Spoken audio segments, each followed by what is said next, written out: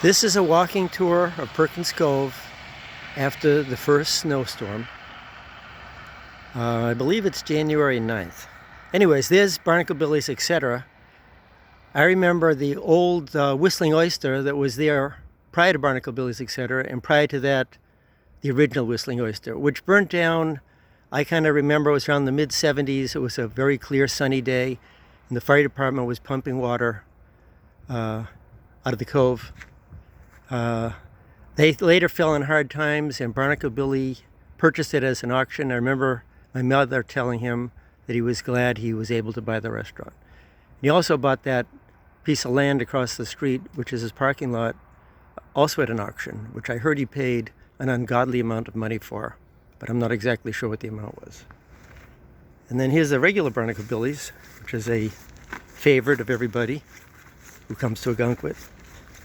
And Orweed. I love Orweed. I love the pine varnished tables and floors, and one of the owners, Jeff, who greets you at the door like he's like a best friend.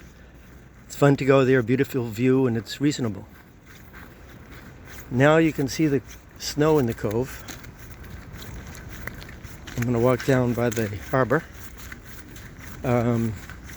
This harbor is having a lot of work done to it, and they're spending a lot of money. I believe the figure is $6.2 million, which includes, I think, $3.2 million for dredging and about $3 million for rebuilding the bridge and replacing the harbor master's house. There's the Auberge Hotel across the street, which people seem to really like. Everyone says the rooms are great, and it has a great shower and a great bathroom. You can see not many people here. The Marginal Way is empty. The Marginal Way, when it's icy, can be kind of dangerous because you could slip and fall into the ocean. The bridge is being replaced, I think in 2025, and it was either 3 or 3.2 million. And I remember the bridge before this bridge, and about 25 years ago, they decided something had to be done with the bridge. So they got an estimate to repair the bridge from Mark Hubbard, I believe. It was $40,000. And then somehow they decided to contact the Army Corps of Engineers, and they spent I believe it was $850,000 making the bridge. The bridge has worked well, but it's always been a little troublesome. This is the bait house. Somehow I heard that Wayne Perkins used to own the land under the bait house. I don't know if I'm correct. And he seemed to have some control over who used the bait house, but that could also be inaccurate. The new bridge, because it's being paid for by the Army Corps of Engineers and the U.S. government, has to meet certain standards, so it has to have an elevator. Which seems kind of crazy because the cove floods once in a while, and I don't know what they'll do to prevent the elevator from breaking down. Here's a great shop, the Pottery Shop. It's owned by John and John.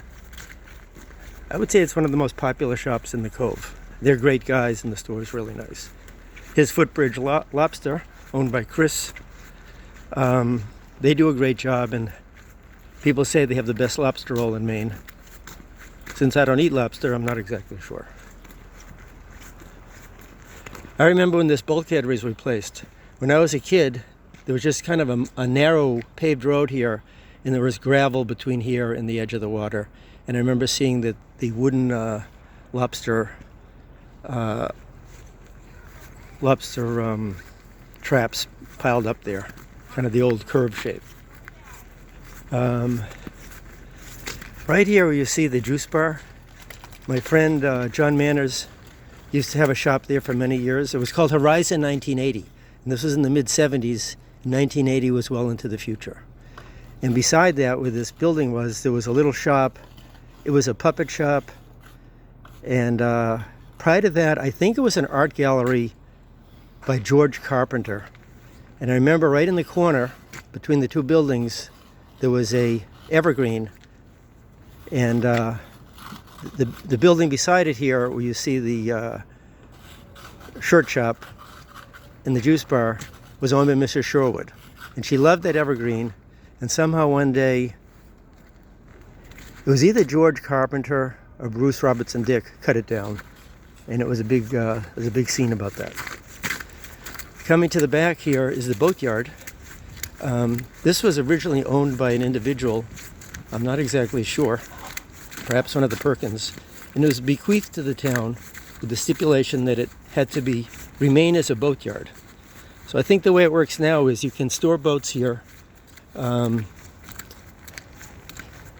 you have to remove your boat early in the season. And it's extremely reasonable for the few people that do keep their boats there.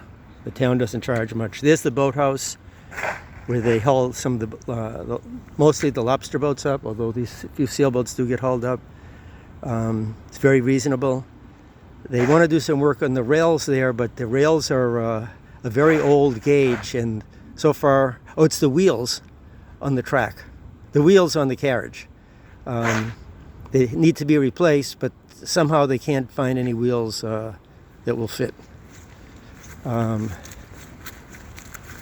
Going down here, on the other side of the cove, you see the lobster shack and the candy store. By the way, where MC Perkins is over here, I remember that prior to that it was a Hurricane, and prior to that it was an Italian restaurant. And the person that built that restaurant was from the North End. And they had very delicious food there, but he never really did too well for some reason, and he did sell out to the Hurricane owners.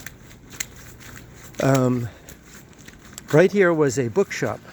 John Todd used to have a bookshop here. He was also a realtor in town. Rented me my first house in the late 70s. And it was a nice bookshop. Now it's just a private residence.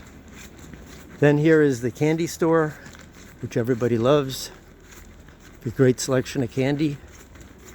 And a few other of the nice shops. By the way, right here in I think this is called Rotary Square. Underneath the Rotary Square, interestingly enough, I believe is the sewer pump for Perkins Cove, but it's been very nicely preserved as a park. And there is the harbor master's hut. We've got a great harbor master in Ogunquit, Aaron, and he does a great job. Anyways, coming around the corner, I'll take a look at the ocean. Since we had a storm, it's kind of rough, probably. Let's have a look.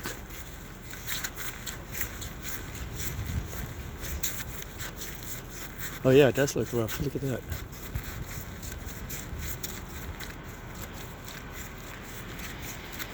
Looks rough.